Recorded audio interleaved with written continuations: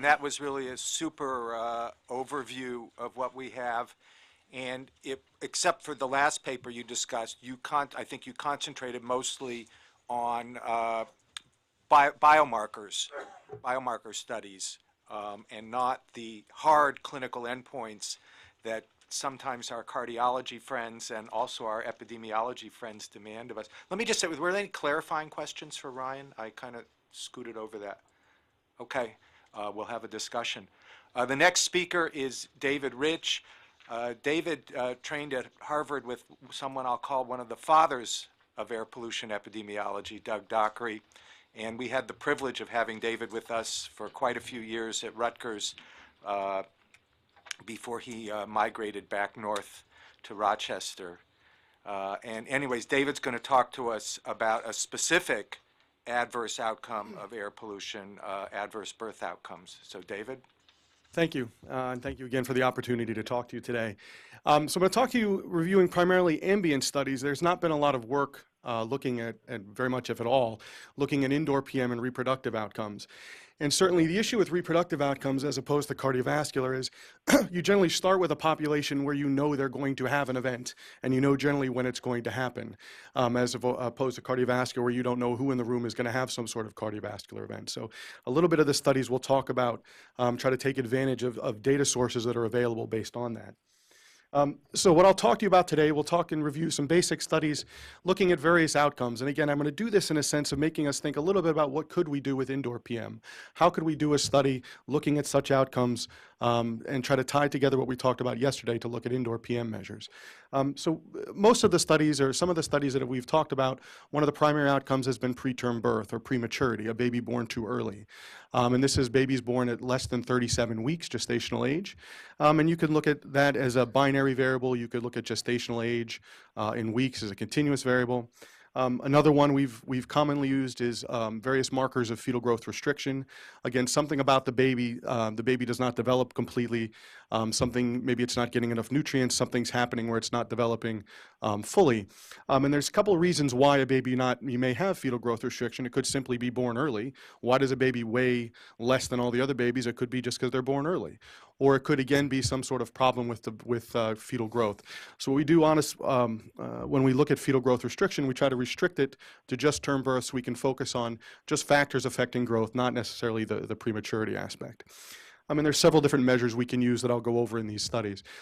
What's particularly why these outcomes have been done is this is a newer field necessarily than the work that's been done with cardiovascular. And a lot of these analyses are done using existing data sets, and that's kind of the beauty and utility of it, but the limitations as well. So you have outcomes that are generally available on birth certificates, birth registries, things that you would commonly see on your birth certificate. Anything we can get from that, we have data sets available, and we can tie those together with ambient pollution data, and therefore you have all the data you need right there to do some sort of retrospective assessment. Other outcomes I'll talk to you about a little bit are pregnancy complications, things that occur at different time points in the pregnancy. We've done some work looking at stillbirth as an outcome. And then certainly studies, again, looking at biomarkers. So Ryan did a very nice job of talking a little bit about mechanisms and biomarkers relating air pollution to cardiovascular events. And a lot of what we started to think about with reproductive outcomes was kind of coming from that. Some of those same issues of a systemic inflammation impacting the mom, perhaps impacting the placenta, perhaps impacting the fetus.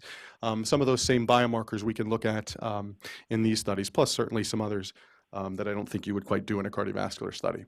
And I'll end with just talking a little bit about some potential designs that we could use. Again, some of the same types of issues that Ryan talked about. So one of the first studies that was done, and again, this is an example of several out there, was done in China. And this is published in 1995 by Jiping Zhu and colleagues. And this looked at essentially what they did is they took the birth registry in Beijing. Let's see if this is the birth registry in Beijing, and they said, give me all the mothers that reside in one of these urban districts of Beijing. And then they'll say, let me take the ambient monitors with providing daily pollutant concentrations, and therefore I can go into each pregnancy and estimate an average pollution concentration for the whole pregnancy for a specific first, second, or third trimester. And what they found, and this study was looking at the very end of pregnancy, and actually found that when I think this is SO2, and the measure at that time for particles was just total suspended particulate. When those went up in the last 7 days, they saw significant increases in the risk of having a preterm birth. So again, suggesting that late pregnancy pollution levels, even in a highly polluted city like Beijing, increases at that time could have some impact on preterm birth. And so that's kind of the standard study design, again, using existing data sets of birth outcomes, birth registry data, and pollution. But what's also out there, and what's really, I think, provides a very nice, completes the picture, hopefully to help us assess whether or not we think this is real or not, is similar to kind of the interventions that Ryan was talking about, are these natural experiments.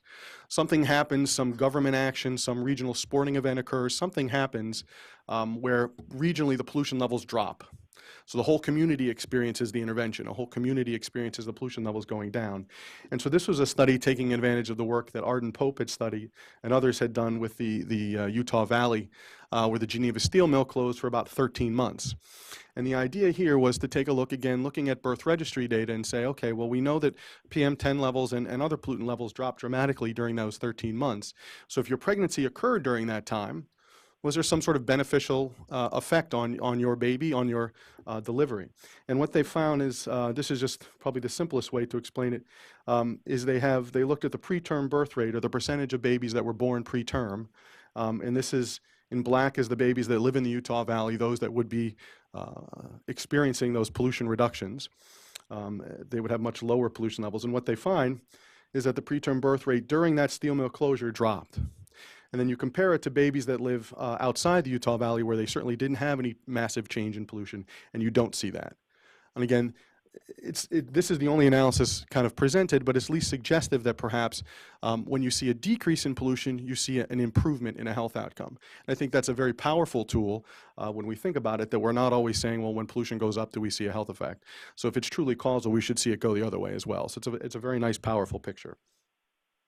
So some of the other studies looking at other outcomes, again, here's a traditional type of study done, again, using that same Beijing cohort. This is looking at fetal growth, specifically looking at their variable they're using here is low birth weight, defined as less than 2,500 grams. And here, again, looking at moms that live in these urban districts, they find that when SO2 and TSP go up, this is in the 3rd trimester, so the average pollution level goes up in the 3rd trimester. Again, they see significant increases in the risk of having a low birth weight baby, again suggesting perhaps that pollution impacts fetal development. Again, what's nice about these is that they're using these birth registries, but certainly that comes with lots of limitations. So what happened was I kind of got involved in this with some other colleagues, people doing all these types of studies around the world. So this was some work where we would have we had an international collaboration that was formed of folks looking at air pollution and specifically fetal growth, and that we would get together every year at our environmental epi conference and talk a little bit about what can we do differently, what can we do the same, how can we assess why some of us see effects in certain parts of pregnancy and others don't. And we would review all our studies. And what's really nice in this paper specifically, and this is a group led by Tracy Woodruff and Jennifer Parker, but was that this, they looked and said essentially, at the time there was 12 studies examining fetal growth and air pollution. And they generally would look at whether or not air pollution levels at different times during the pregnancy were associated with an increased risk of having a low birth weight baby. And again, the reason why we look specifically at different trimesters or different times during pregnancy, why it's particularly important here, is that there's different biologic mechanisms acting at different times during pregnancy. And if you can identify a time period that's consistently associated with increased pollution levels during that time, or consistently associated with an adverse health effect, then you can target the mechanisms and hopefully target some sort of intervention that hopefully can prevent these effects. But the problem to date was that there was no period that was consistently reported. So for example, when you look at PM10, there was 9 studies that had looked at trimester average PM10 levels. 1 found something in the first, 2 in the second, and 2 in the third trimester. And you look at all the pollutants, they're fairly inconsistent. So the talk was, well, what could possibly be the reasons for this? And there was issues of thought about confounding by socioeconomic status, something different about the moms, where they live, related also their pollution levels. And again, they thought obviously the exposures are limited. Again, we're just using pollutant measures, ambient measures. These are certainly not to the complexity we've been talking about yesterday. These are somewhat in crude measures. And then they also asked, so they made some recommendations. And they talked a little bit about we would like to see some more natural experiments. And the Parker study certainly came after this one. But they want you to think a little bit, what are some other outcome measures besides just those that are used on a birth registry? And so when we think about indoor PM, that's a good point to think about. What are some other outcomes we can use that we may be able to measure prospectively rather than just relying simply on the birth certificate? So just to wrap, we did a few series of analyses, everyone running the same analyses, trying to assess the effects, whether or not there's any residual confounding by socioeconomic status. And all of the studies, again, ran the same protocol. And you see this in this kind of a pooled analysis, you see more studies than not found an increased risk of having a low birth weight baby associated with PM10 concentrations during pregnancy. And then in a meta-analysis of that, published more recently, both for PM10 and PM2.5, there was a small but statistically significantly increased risk of having that low birth weight baby. So there's some fairly convincing evidence, at least, that we think air pollution causes or could cause fetal growth restriction, but again, it's not consistent across the world, and yet we don't know mechanisms, if in fact it is real. So I just wanted to show another natural experiment study. Howard and I, in a study led by Jim Zhang. This is air pollution measurements made at a monitoring station on the roof of First Hospital in Beijing. And we see again that when each circle you see is a daily concentration, so the pollution levels before the games are certainly much higher and much greater variability. The average level at the time was about 100 micrograms per cubic meter of PM2.5. And then during the games, you can see that for the most part, except for this one day, most of the time the variability is reduced dramatically, and the mean came down to about 60 micrograms per cubic meter. Still markedly higher than what we see in the US, but clearly a large reduction. And it was seen certainly in the whole community. And I always like showing this one in terms of just to make the clear point about visibility. This is a typical day in Beijing at the time in the pre-Olympic period on June 6th, and you clearly see problems with visibility, and you see the pollution. A shot from the exact same spot during the games when the pollution reductions were there, you see clearly the visibility. So this is, again, an idea of an intervention, not quite the same thing, obviously, that Ryan was talking about or that we could talk about with birth outcomes, but again, should be more convincing evidence, perhaps, if we do, in fact, see an effect on a birth outcome. Does an improvement in air pollution cause an improvement in a health outcome? And so this is some work recently published that we did, again, looking at whether or not certain parts of the pregnancy, if they were during the Olympics, did we see an improvement. So the limitation here was this was only 47 days when the pollution levels went down dramatically in Beijing. And so what we found, again, was that if your 8th month or your end of pregnancy was during that short air pollution period of reduction, we see an improvement in birth weight. So it's, again, suggesting that when pollution levels go down, your babies are born heavier. And then in a separate analysis, kind of trying to look at longer time periods, we did the more standard kind of cohort approach, and we looked at everyone's air pollution concentrations for each gestational month. And I won't spend time too much on this, but the story of it is both for PM as well as NO2, SO2 and CO, we see the same general picture. The strongest and the largest effect was, again, that 8th month of pregnancy. So again, coupling these two analyses tells a very consistent story that perhaps air pollution late in pregnancy could have an impact specifically on birth weight and fetal growth. Again, I promised other outcomes. Some folks, this is in a Spanish INMA cohort. This is one of 2 studies that is trying to look at ultrasound measures. Instead of relying just simply on the birth registry and the birth certificates, let's look at some more sophisticated measures that can be done earlier in pregnancy, and do we see impacts? And this study looking at various markers that you would see in the ultrasound. If you remember this from each of your kids when you're sitting there watching them move around. They make measurements, femur length, abdominal circumference, and what they essentially find is that biparietal diameter on a few of these outcomes, that first trimester NO2 concentrations were associated with decreases in these measures. Again, the timing isn't the same, but is again suggesting that air pollution during pregnancy can have an effect somehow on fetal growth. This is a very noisy slide, but the idea that this study was trying to do was to say, well, we think proposing one of the ways by which air pollution may impact fetal growth is maybe effects on the placenta. Something's happening where the placenta either isn't developing fully, isn't able to deliver the nutrients it should, or somehow some systemic inflammatory response perhaps in the mom has caused vascular restriction, something in the placenta where the nutrients are not being delivered to the fetus.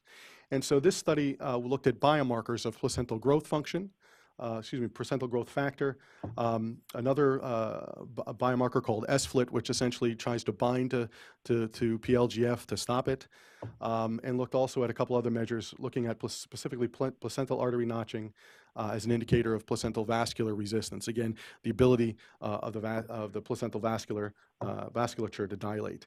And so again, essentially found effects PM10NO2 in the second trimester or during the whole pregnancy were associated with adverse changes in these markers. So again, as we think about indoor PM and we think about it, we want to try to couple the idea of looking at clinical outcomes, but also need to think a little bit about mechanistically. Certainly if we want to try to say something is causal, we need to hopefully provide some sort of mechanistic explanation.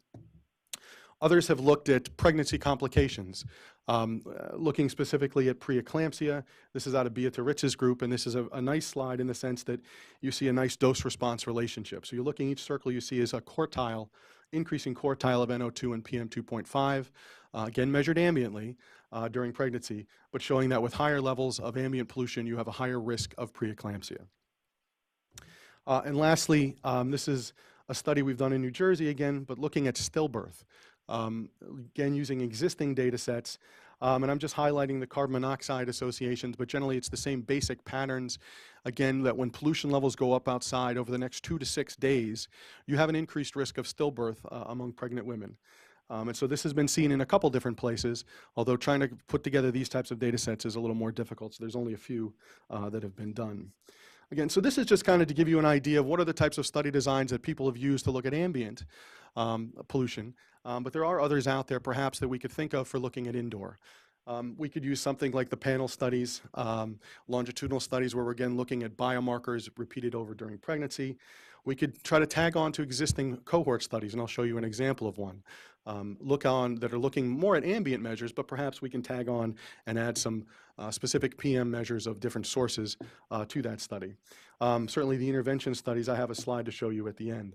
But I guess the kind of the design features or where the research needs are and the questions to think about a little bit about is, well, what pollutant measures do we do? Do we do some sort of internal dose marker?